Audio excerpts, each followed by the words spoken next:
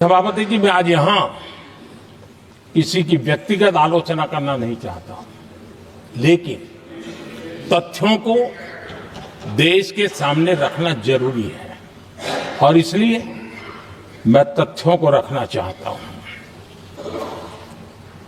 कांग्रेस के एक परिवार ने संविधान को चोट पहुंचाने में कोई कोर कसर नहीं छोड़ी है।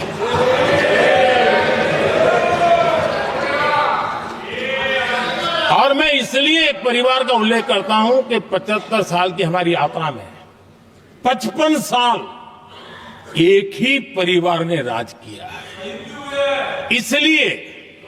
इसलिए देश को क्या क्या हुआ है ये जानने का अधिकार है। और इस परिवार के कुविचार, कुरीति, कुनीति, इसकी परंपरा निरंतर चल रही है। हर स्तर पर इस परिवार ने संविधान को चुनौती दी। आदरणीय सभापति जी, 1947 टू 1952 इस देश में इलेक्टेड गवर्नमेंट नहीं थी। एक अस्थाई व्यवस्था थी, एक सिलेक्टेड सरकार थी और चुनाव नहीं हुए थे। और जब तक चुनाव न हो तब तक एक इंटरिम व्यवस्था के रूप में कोई खाका खड़ा करना चाहिए, किया गया था। 1952 के पहले राज्यसभा का भी गठन नहीं हुआ था, राज्यों में भी कोई चुनाव नहीं थे, जनता का कोई आदेश नहीं था। उसके बावजूद भी, और अभी तो संविधान निर्माताओं ने इतना मंथन करके संविधान बनाया था। 1951 में जबकि चुनी हुई सरकार नहीं थी, उन्होंने ऑर्डिनेंस करके संविधान को बदला और किया क्या? अभिव्यक्ति की आजादी पर हमला कर दिया गया।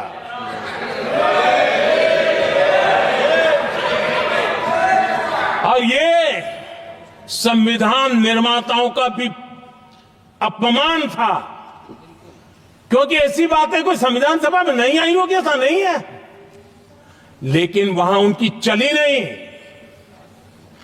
तो बाद में जैसे ही मौका मिला, उन्होंने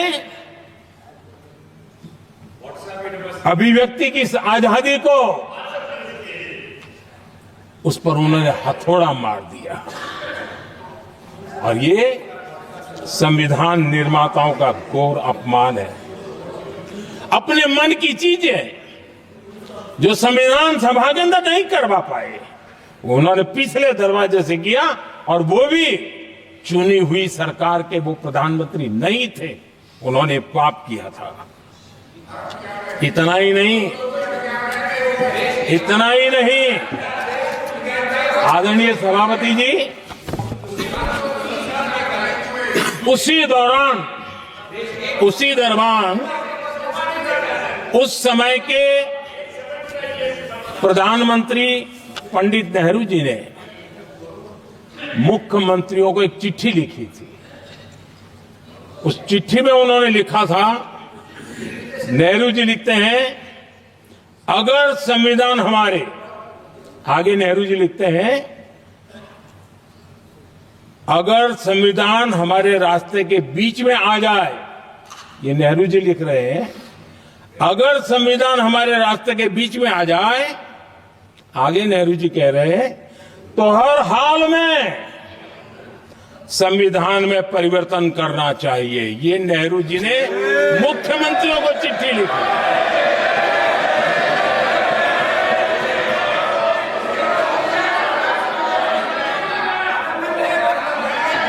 और आदरणीय सभापति जी, ये भी देखिए 1951 में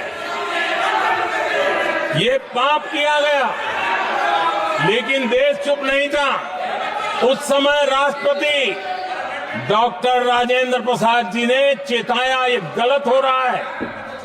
उस समय स्पीकर पद पर बैठे हुए हमारे स्पीकर महोदय ने भी पंडित जी को कहा गलत कर रहे हो।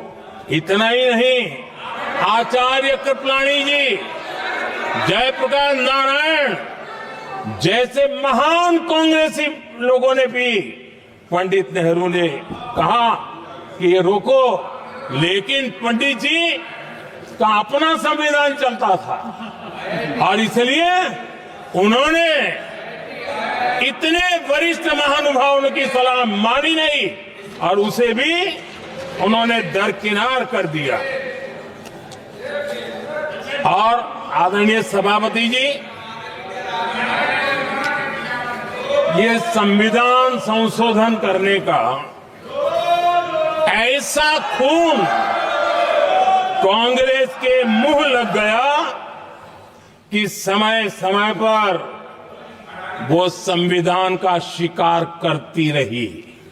ये खून मुंह पे लग गया। इतना ही नहीं, संविधान के स्पिरिट को लहू लहान करती रही।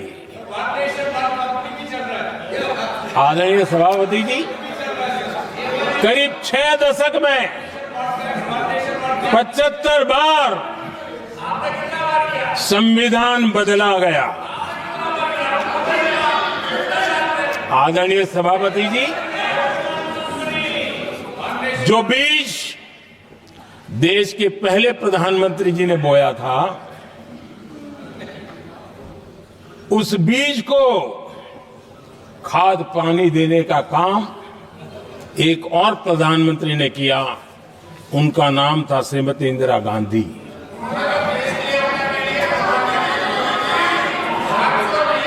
जो पाप पहले प्रधानमंत्री करके गए और जो खून लग गया था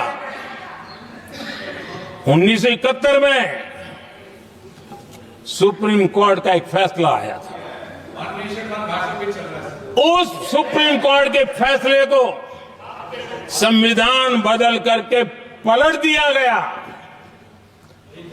और 71 में ये संविधान संशोधन किया गया था। और क्या था, उन्होंने हमारे देश की अदालत के पंख काट दिए थे और यहां पर तो किया था कि संसद संविधान के किसी भी आर्टिकल में जो मर्जी पड़े वो कर सकती है और अदालत उसकी तरफ देख भी नहीं सकती है। अदालत के सारे अधिकारों को छीन लिया गया था। ये पाप 1971 में उस समय की प्रधानमंत्री श्रीमती इंदिरा गांधी ने किया था।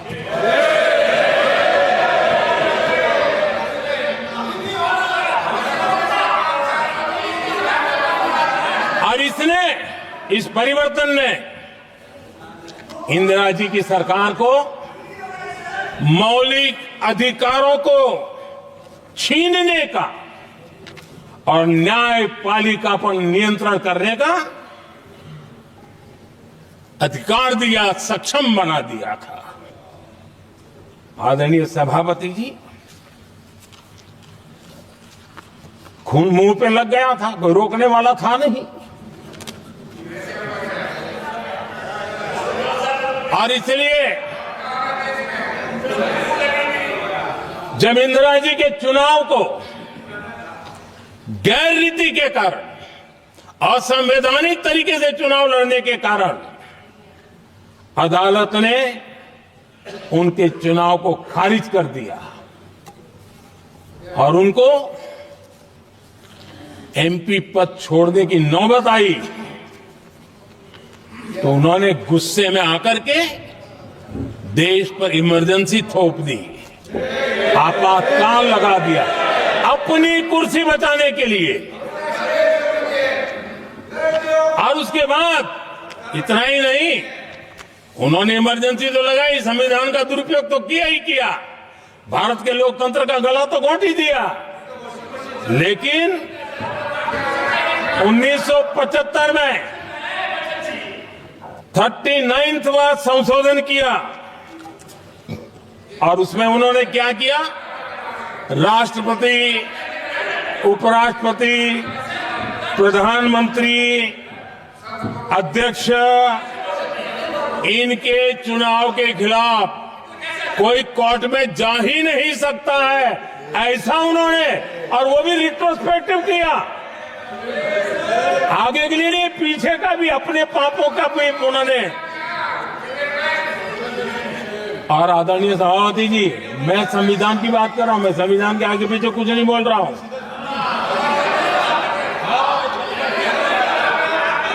आदरणीय सभापति जी,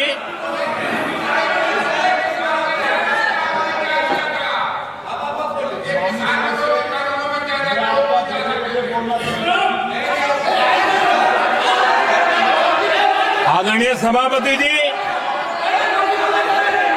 इमरजेंसी में लोगों के अधिकार छीन लिए गए,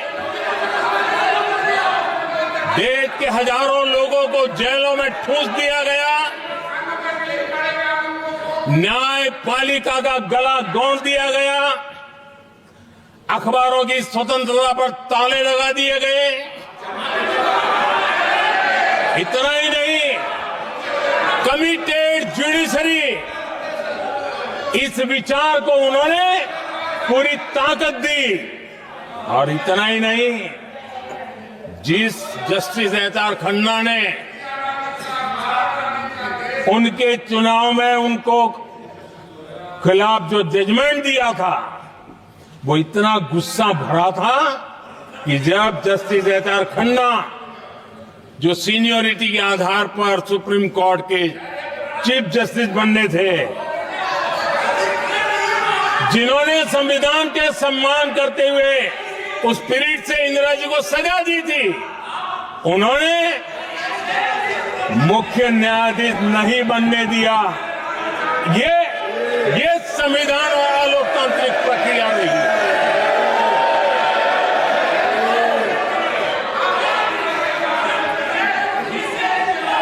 आदरणीय सभापति जी, यहां भी ऐसे कई दल बैठे हैं जिनके मुखिया भी सारे जेल में हुआ करते थे। ये इनकी मजबूरी है कि वहां जाके बैठे हैं, उनको भी जेलों में ठूस दिया गया था। आदरणीय सभापति जी, देश पर जुल्म तांडव चल रहा था, निर्दोष लोगों को जेलों में ठूस दिया जाता था, लाठियां बरताई जाती थी, कई लोग जेलों में मौत के शरण हो गए थे, और एक निर्दयी सरकार संविधान को चूर चूर करती रही थी। आदरणीय सभापति जी, ये परंपरा यहां नहीं रुकी। जो परंपरा नेहरू जी ने शुरू की थी, जिसको दूसरे प्रधानमंत्री जी इंदिरा जी ने आगे बढ़ाया, क्योंकि खून मुंह पे लग गया था, और इसलिए राजीव गांधी जी प्रधानमंत्री बने। उन्होंने संविधान को एक और गंभीर झटका दे दिया। सबको समानता, सबको समानता, सबको न्याय, उस भावना को चोट पहुंचाई। आदरणीय सभापति जी, आपको मालूम है, सुप्रीम कोर्ट ने शाहबानो का जजमेंट दिया था। एक भारत की महिला को न्याय देने का काम संविधान की मर्यादा और स्पिरिट के आधार पर देश की सुप्रीम कोर्ट ने दिया था। एक वृद्ध महिला को उसका हक मिला था सुप्रीम कोर्ट से, लेकिन उस समय के प्रधानमंत्री राजीव गांधी ने शाहबानो की उस भावना को, सुप्रीम कोर्ट की उस भावना को नकार दिया और उन्होंने वोट बैंक की राजनीति के खातिर संविधान की भावना को बलि चढ़ा दिया और कट्टरपंथियों के सामने सर झुकाने का काम कर दिया। उन्होंने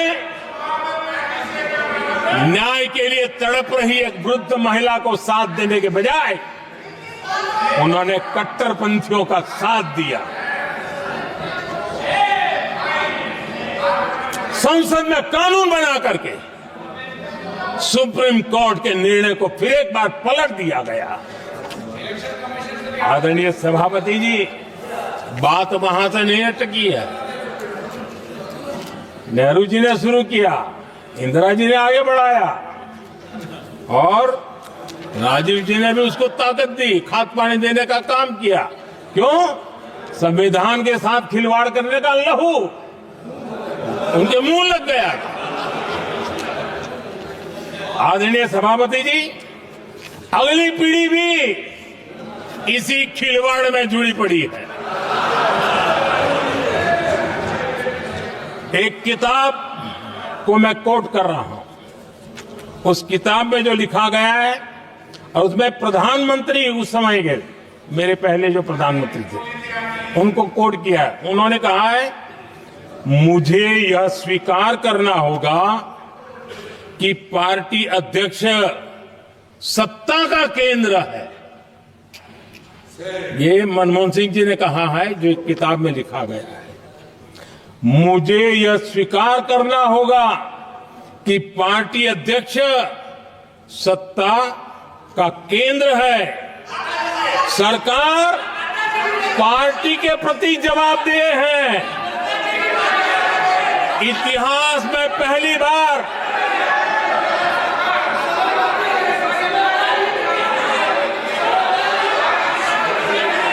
आदरणीय सभापति जी, नहीं, आप सदन इतिहास तरीके में पहली बार ये तरीका बिल्कुल ठीक नहीं है। सदन के नेता बोल रहे हैं, आपको मर्यादा रखनी चाहिए। ऐसे सदन नहीं चलेगा इस तरीके से, गलत तरीका आपका ये। माननीय प्रधानमंत्री जी, आदरणीय सभापति जी, इतिहास में पहली बार संविधान को ऐसी गहरी चोट पहुंचा दी गई। संविधान निर्माताओं ने चुनी हुई सरकार और चुने हुए प्रधानमंत्री की कल्पना तक ही हमारा संविधान था, लेकिन इन्होंने तो प्रधानमंत्री के ऊपर एक गैर संवैधानिक और जिसने कोई शपथ भी नहीं लिया था, नेशनल एडवाइजरी काउंसिल पीएमओ के भी ऊपर बैठा दिया। पीएमओ के ऊपर अघोषित दर्जा दे दिया गया।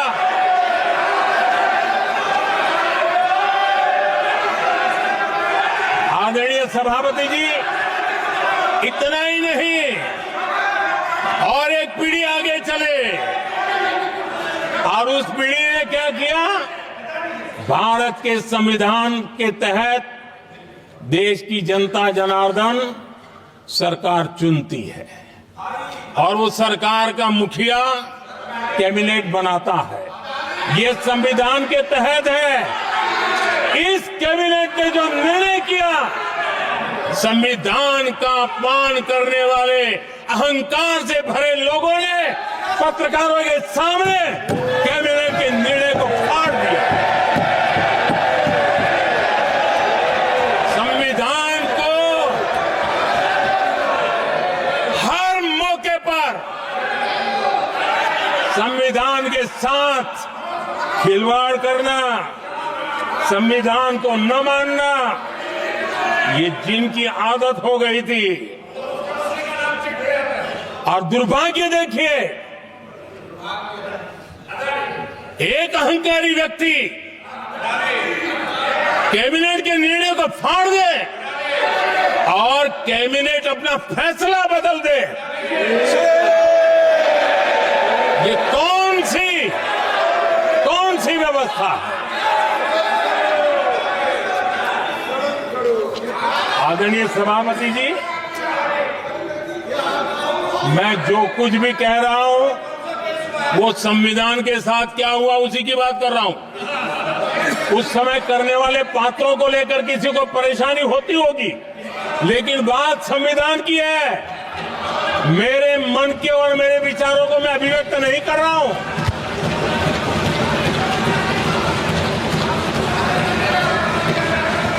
आदरणीय सभापति जी, कांग्रेस ने निरंतर संविधान की अवमानना की, संविधान के महत्व को कम किया। कांग्रेस इसके अनेक उदाहरणों से भरा पड़ा हुआ है। संविधान के साथ धोखेबाजी कैसे करते थे, संवैधानिक संस्थाओं को कैसे नहीं मानते थे, इस देश में बहुत कम लोगों को मालूम होगा। 370 की तो पता है सबको, 35A का पता बहुत कम है। संसद में आए बिना, जबकि संसद में आना पड़ता, संसद को ही अस्वीकार कर दिया गया। भारत के संविधान का अगर कोई पहला पुत्र है तो ये संसद है, उसको भी उन्होंने गला घोंटने का काम किया। 35A जो संसद में लाए बिना उन्होंने देश पर थोप दिया, और अगर 35A न होता तो जम्मू कश्मीर में जो हालत पैदा हुई वो हालत पैदा न हुई होती। राष्ट्रपति के आदेश पर यह काम किया गया और देश की संसद को अंधेरे में रखा गया। आदरणीय सभापति, ये संसद का अधिकार था, कोई अपनी मनमानी से नहीं कर सकता था, लेकिन और उनके पास बहुमत था, कर सकते थे, लेकिन वो नहीं किया क्योंकि पेट में पाप था, देश की जनता से छुपाना चाहते थे। आदरणीय सभापति जी, इतना ही नहीं, बाबा साहब आंबेडकर जिनके प्रति आज सम्मान का भाव सब कोई अनुभव कर रहा है, और हम लोगों के लिए तो बहुत विशेष है, क्योंकि हम लोगों के लिए तो जीवन में बहुत बड़ी जो कुछ भी रास्ते मिले ना वहीं से मिले हैं। आदरणीय सभापति जी, बाबा साहब आंबेडकर, इनके प्रति भी इनके मन में कितनी कटुता भरी थी, कितना द्वेष भरा था, मैं आज उसके डिटेल में जाना नहीं चाहता हूं। लेकिन जब अटल जी की सरकार थी तब बाबा साहब आंबेडकर, उनका जो महापरिनिर्वाण भूमि है, वहां पर अलीपुर रोड पर अटल जी की सरकार में बाबा साहब आंबेडकर जी के स्मृति में एक स्मारक बनाना तय हुआ। अटल जी के समय यह नहीं हुआ। दुर्भाग्य देखिए, 10 वर्ष यूपीए की सरकार रही, उसने इस काम को नहीं किया, न होने दिया। बाबा साहब आंबेडकर का जब हमारी सरकार आई, बाबा साहब आंबेडकर के प्रति हमारा श्रद्धा होने के कारण हमने अलीपुर रोड पर बाबा साहब मेमोरियल बनाया और उसका काम किया। आदरणीय सभापति जी, दिल्ली में जब बाबा साहब आंबेडकर के 1992 में, उस समय चंद्रशेखर जी कुछ समय थे, तब एक निर्णय किया गया था। नमस्कार, आज की बात में आपका स्वागत है। मैं हूँ गुप्ता सर। आज की बात हिंदी न्यूज चैनल में आपका स्वागत है। हमें फॉलो करें Twitter, x, Instagram, Facebook, Telegram, WhatsApp, website और यूट्यूब पर ताज़ा और वायरल खबरों के लिए। लिंक विवरण बॉक्स में दिया गया है। नमस्कार।